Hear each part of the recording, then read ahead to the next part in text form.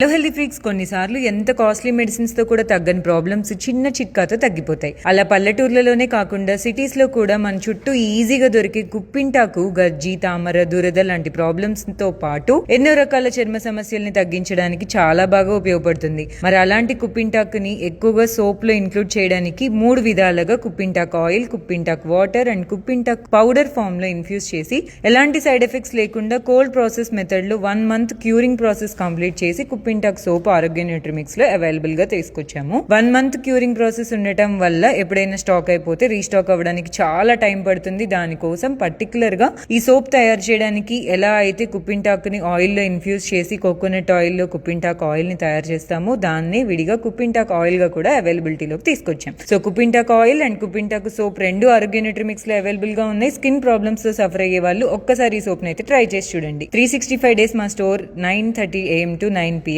Open గా ఉంటుంది. Chandanagar store visit చేయండి. Thank you.